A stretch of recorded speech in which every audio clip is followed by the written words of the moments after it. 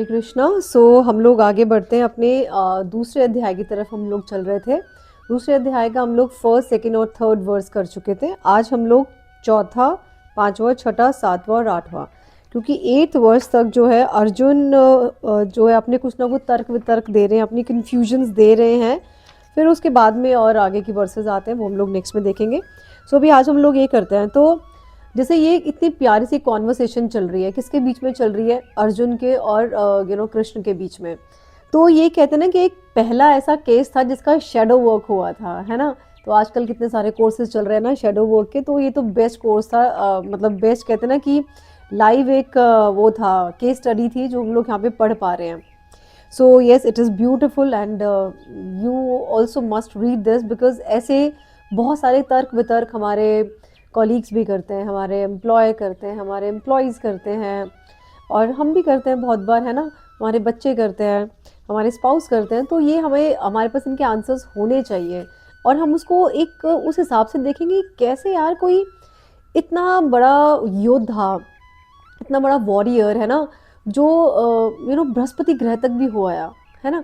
तो बृहस्पति ग्रह तक वहाँ पे हो आया बिना, वो भी उसके क्या कहते हैं, बिना किसी एरोप्लेन के, अपनी पावर से। वो कंफ्यूज हो रहा है, तो हमारी तो औकात ही क्या है ना। बढ़ते हैं हम लोग फोर्थ वर्स की तरफ बढ़ते हैं। तो अर्जुन क्या कहते हैं, उससे पहले भगवान श्री कृष्ण ने जो एक वर्स बोला था, उनको क्या कहा था। कहते हैं इस हीन नपुंसकता को प्राप्त हो, क्या कहते हैं, हे प्रथापुत्र, इस हीन नपुंसकता को प्राप्त मत हो, यह तुम्हें शोभा नहीं देती। हे शत्रुओं के दमन करता, हृदय की शुद्र दुर्बलता को त्याग कर युद्ध के लिए खड़े हो जाओ। इतने से भी अर्जुन माने नहीं थे। हम भी नहीं मानते हैं ना, हम भी तो कई बार बहुत जिद पकड़ लेते हैं, नहीं ये बताओ, ये बताओ, ये बताओ। अर्जुन का भी तो वही हाल हो रहा है ना। बट एनीवेज, अच्छी बात है, अगर हुआ है तो हमारे लिए क्वेश्चन आंसर्स बन गए हैं ये। अब अर्जुन बोलते हैं, अर्जुन उवाच, अर्जुन ने कहा, हे शत्रुहंता, हे मधुसूदन, मैं युद्ध भूमि में किस तरह भीष्म तथा द्रोण जैसे पूजनीय व्यक्तियों को उलटकर बाण चलाऊंगा। अरे भाई, तुम मुझे बोल रहे हो कि फाइट करो, फाइट करो। मेरे वहाँ पे गुरु हैं, मेरे वहाँ पे पितामह खड़े हुए हैं, मैं कैसे उनसे फाइट कर सकता हूँ? मतलब हमारी तो वर्बल आर्ग्यूमेंट भी पॉसिबल नहीं है। तो ये तो बहुत ही इम्पॉसिबल सी चीज़ है जो आप मुझे बोल रहे हो। तो कहते हैं, मतलब थोड़ा इंग्लिश में पढ़ लेते हैं। Arjun said, O killer of enemies, O killer of Madhu. तो यहाँ पे भगवान कृष्ण को के बहुत सारे नाम हैं। तो अर्जुन कभी उनको मधुसूदन के नाम से बुलाते हैं, कभी किसी और नाम से, कभी केशव नाम से बुलाते हैं। तो उन्होंने मधु डीमन को मारा था। तो how can I counter attack with arrows in battle man like Bhishma and Drona who are worthy of my worship. मतलब जो मेरे लिए पूजनी है, मैं मतलब उनकी फाइट कैसे करूं भाई? बिकॉज वो कैसे देख रहा था उन सबको? बॉडी के थ्रू देख रहा था ना। हम लोग भी तो एक दूसरे को कैसे देखते हैं, ये ऋतु की बॉडी है, ये इस फलाने की बॉडी है, ये उसकी बॉडी है।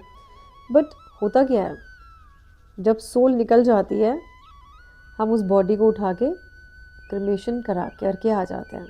That means that body is not important for us. यानी कि वो जो शरीर है वो हमारे लिए इम्पॉर्टेंट तो नहीं था ना। वो शरीर हमारे लिए कब इम्पॉर्टेंट था? जब उसके अंदर वो आत्मा थी, राइट। तो समझेंगे अभी इसको, भगवान श्री कृष्ण बहुत डिटेल में समझाएंगे, बहुत ब्यूटीफुली। चलो आगे बढ़ते हैं। तो फिफ्थ वर्स में क्या कहते हैं, अर्जुन एक क्वेश्चन और पूछते हैं। कहते हैं, ऐसे महापुरुषों को जो मेरे गुरु हैं, उन्हें मारकर जीने की अपेक्षा इस संसार में भीख मांगकर खाना ज़्यादा अच्छा है। मतलब उन्हें मार के तो मैं भीख मांग लूँ तो ज़्यादा अच्छा रहेगा भाई, कि जो भी हैं, भले ही वे सांसारिक लाभ के इच्छुक हो, किंतु हैं तो गुरुजन ही। ऑफकोर्स, क्योंकि वो दुर्योधन का साथ दे रहे थे, तो कोई तो उनका एक कहते हैं ना कि मटेरियल लालच रहा होगा। तो अर्जुन वो कह रहे हैं कि चाहे उनको संसारिक लाभ का कोई इच्छा रही हो, बट है तो फिर भी मेरे गुरुजन ना। यदि उनका वध होता है तो हमारे द्वारा भोग्य प्रत्येक वस्तु उनके रक्त से सनी हुई होगी, है ना। तो अगर हम उनका वध भी कर देते और हम जीत भी जाते हैं, तो जो भी हमें मिलेगा, हमें तो लगेगा ना कि यार हर चीज़ उनके रक्त से सनी हुई है ना।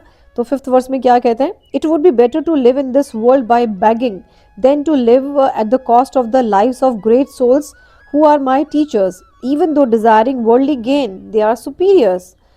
If they are killed, everything we enjoy will be tainted with blood, है ना। तो उनको लग रहा था कि ये सब चीज़ें हैं। एनीवेज, सिक्स वर्स में हम लोग चलते हैं। कहते हैं, हम यह भी नहीं जानते कि हमारे लिए क्या श्रेष्ठ है। उनको जीतना या उनके द्वारा जीते जाना। यदि हम धृतराष्ट्र के पुत्रों का वध कर देते हैं तो हमें जीवित रहने की आवश्यकता नहीं है, फिर भी वे युद्ध भूमि में हमारे समक्ष खड़े हैं। Alright. Nor do we know better which is better, conquering them or being conquered by them. If we kill the son of Dhritarashtra, we should not care to live. Yet they are now standing before us on the battlefield. अगर उनको मार भी देते हैं ना तो मतलब फिर जीने से फायदा ही क्या है, क्योंकि तो मर ही जाएंगे। हमारे लिए मतलब कोई कंपटीशन ही नहीं रहने वाला। मतलब कुछ तो रस होना चाहिए ना जीने के लिए भी। तो 7th वर्स में वो क्या कहते हैं अब अर्जुन जी, उनका पढ़ लेते हैं एक और। कहते हैं, अब मैं अपनी कृपण दुर्बलता के कारण अपना कर्तव्य भूल चुका हूँ, ठीक है, और सारा धैर्य खो चुका हूँ। अपनी अपनी ना अपनी सिचुएशंस बता रहे हैं, जैसे हम लोग एक्सप्लेन नहीं करते हैं, यार मेरा दिल ना बहुत ऐसे बहुत सिंक हो रहा है, मेरा दिमाग ख़राब हो रहा है, आई एम सो कन्फ्यूज, मैं क्या करूँ, है ना, सारे क्वेश्चन पूछने के बाद में। और ये हम किसको बोलते हैं?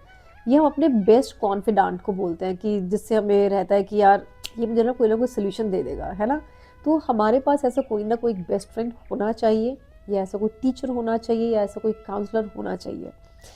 सो ओके, ऐसी अवस्था में मैं आपसे पूछ रहा हूँ कि मेरे लिए श्रेष्ठकर